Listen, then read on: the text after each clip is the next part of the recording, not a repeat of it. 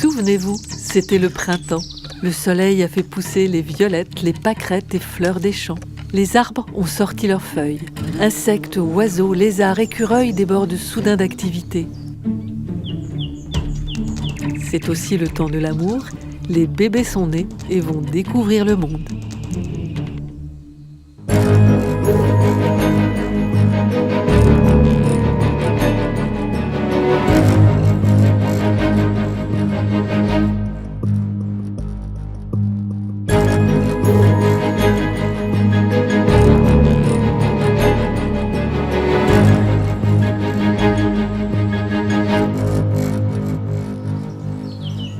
Lever du jour au mois de juin sur les cerisiers.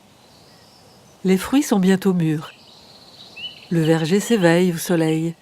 Les lapins rentrent se coucher. En véritable équilibriste, l'écureuil se fait un petit déjeuner de cerises alors qu'elles sont encore vertes. Je cherchais des coquelicots, j'ai trouvé des orchidées. Orchidées frelons, bourdons, orchidées araignées. Ces fleurs se font passer pour des insectes, pendant que cette araignée crabe essaye, elle, de se confondre avec une marguerite. Avec plus ou moins de succès d'ailleurs.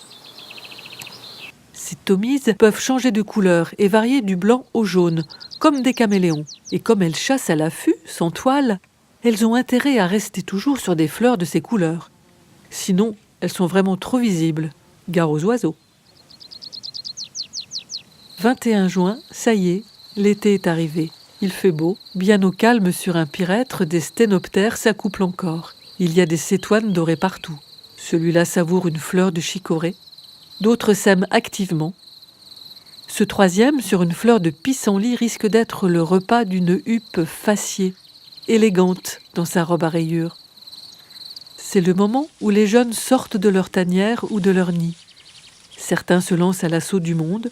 D'autres, comme ces jeunes faucons cresserelles, ont l'air beaucoup plus hésitants.